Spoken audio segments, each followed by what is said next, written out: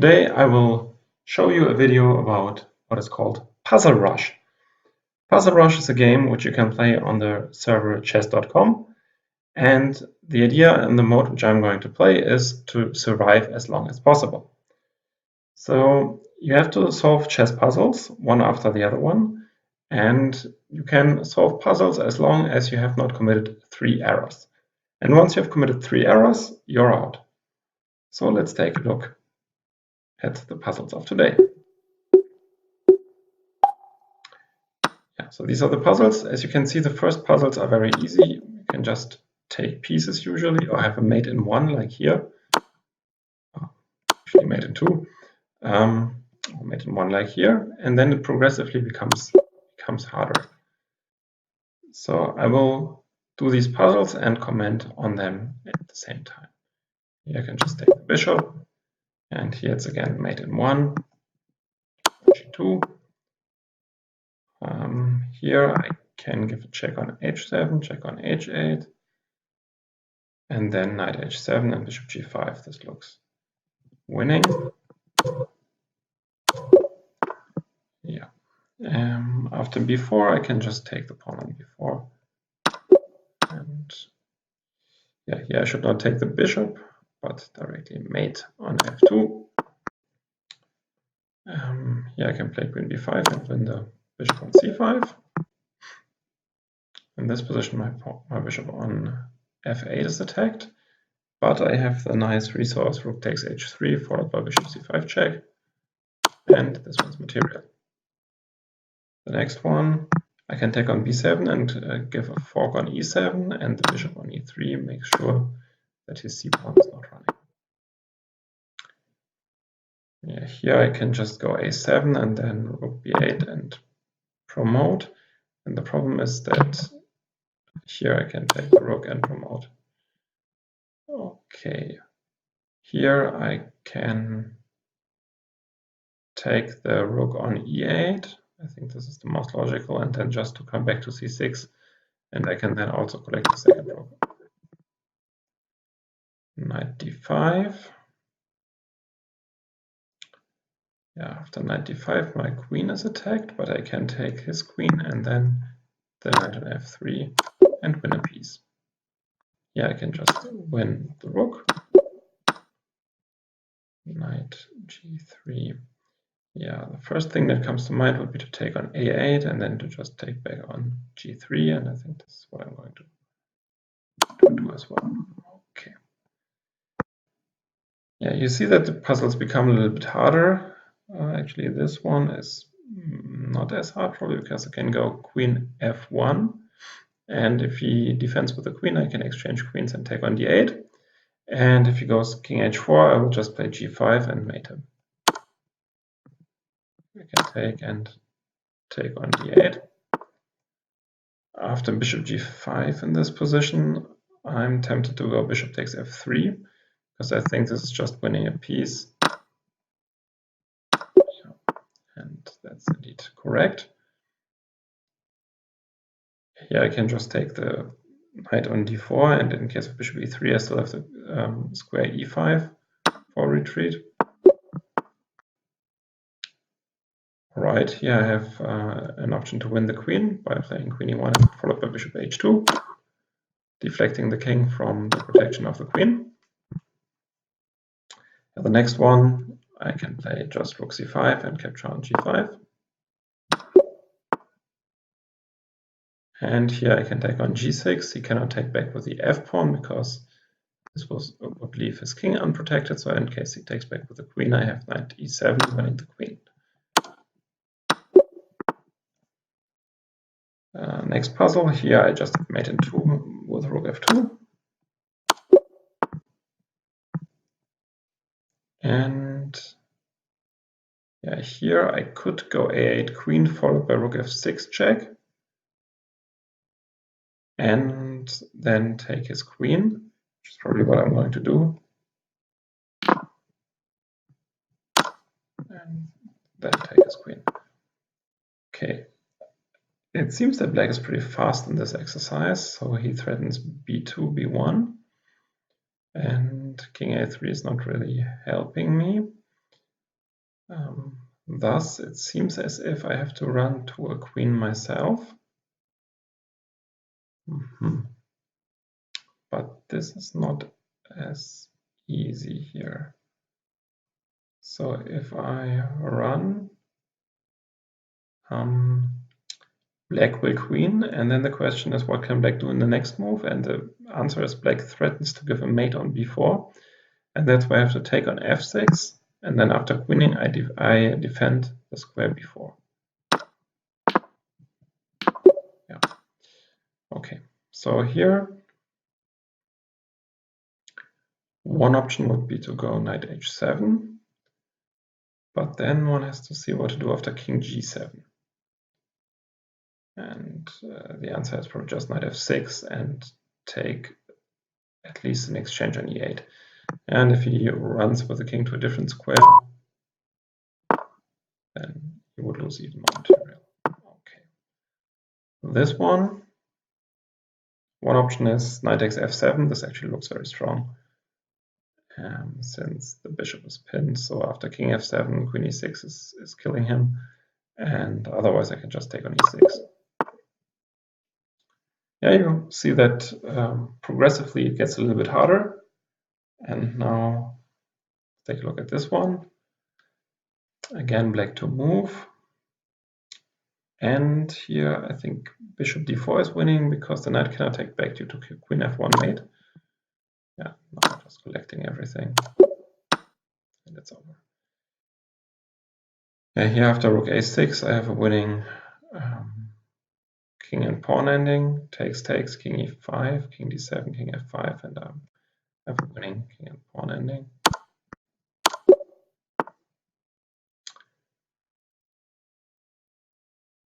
Yeah. First idea here would be rook e6. In case of fe6, I have rook g7, rook f7, rook f7, king f7, queen h7. And in case of king e6,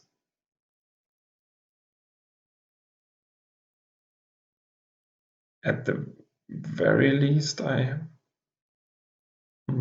have rook e4 check, but then he might go king f6.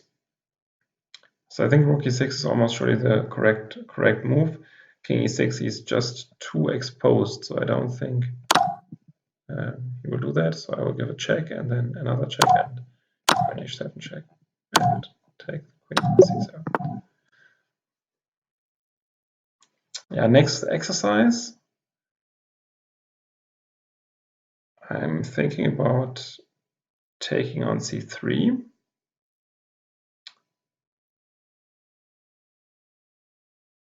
And then he would have to capture back with a pawn.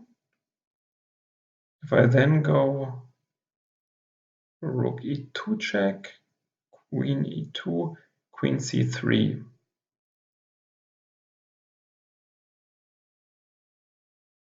That actually might be winning. So let's calculate it once more. Bishop c3, bc3, rook e2.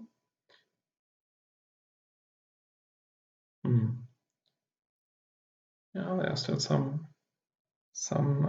lines here which are not 100% clear to me. But I think taking on c3 makes a lot of sense. And now if I take on e2, he could potentially recapture with the queen, and after queen c3 play the move bishop to d2. And then I'm not sure how to finish this one. Another move which I thought about before was bishop f5. But again, even after a quiet move like queen a2, I don't really know what to do. So I think the correct move is probably, oh yeah, it's indeed rook e2, because after queen e2, queen c3, queen d2, I have rook e8 check. So rook e2 is the correct move. And yeah, here I would have rook e8 check. He goes away and gives up the queen. All right. Again, white to move.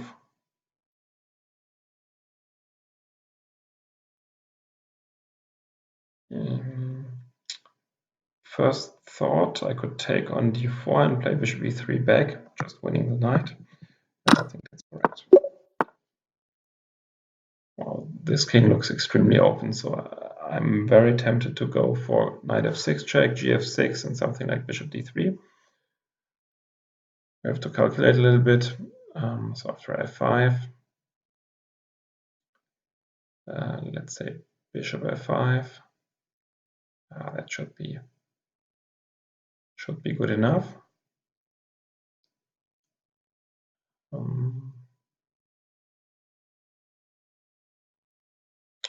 F5, bishop f5. Say rook e8 is probably the only move. I can take on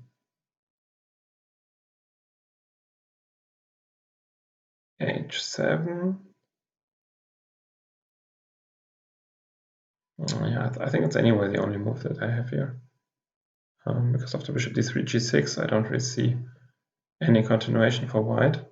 So I think the only logical move is knight f6 here, followed by bishop d3.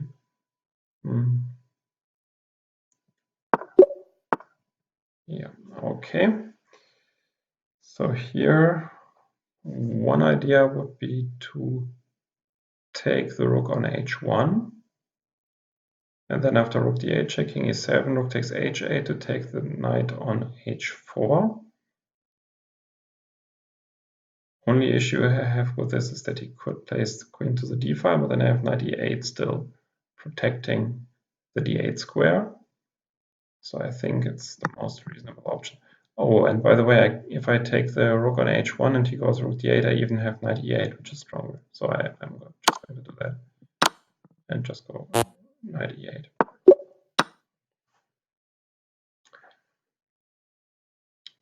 Yeah, you see that the exercises get a little bit more difficult.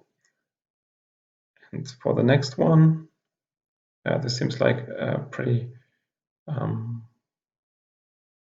direct sequence of moves that one could calculate.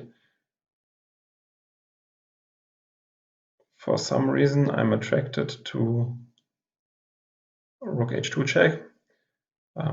Yeah, so here conceptually, why do I think it's a direct sequence? Well, black is attacking both of my rooks, and in addition, black threatens something like queen d4 check with winning the knight. So I can just calculate something very direct, and I think the only direct move here is rook to h2.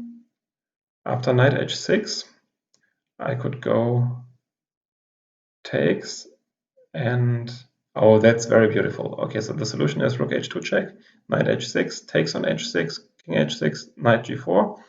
If he goes back to h7, I have knight f6, and if he goes to h5, also have knight f6, gf6, and rook h7 checkmate. So let's put it on the board.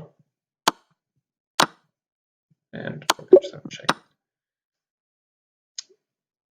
Okay. Now here I think I just give a check on c8 and then take on g6.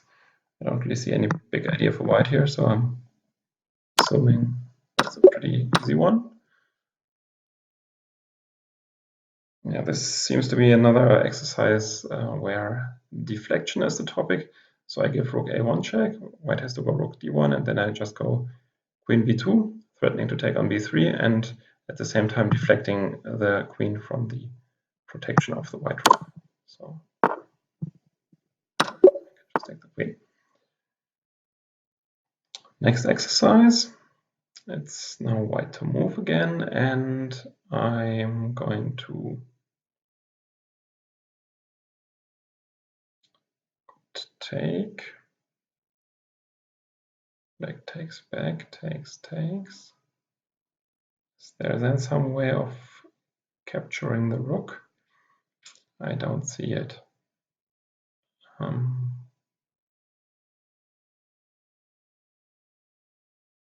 One idea that I have now is to play rook takes e3 followed by rook e1, because then I can have an intermediate check on e8, and I think this is funny. Okay, if you had taken the queen, I would just give rook e8 check and then take his queen back. Yeah, this, I guess I have to play bishop e4 And now I cut off the king and threaten to give mate at the next move, forcing him to give up the rook.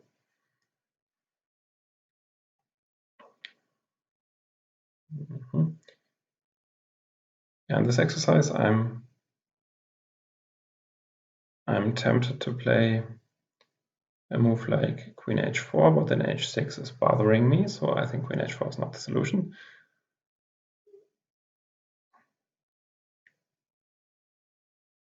If I go gh7, yeah, gh7 looks very strong because after gh7, king h8, I have rook g1, and it's very hard for black to protect against all these threats. So I think gh7 is the move, followed by rook g1. And now I can just take here and take one more of them. All right. It's again white to move. And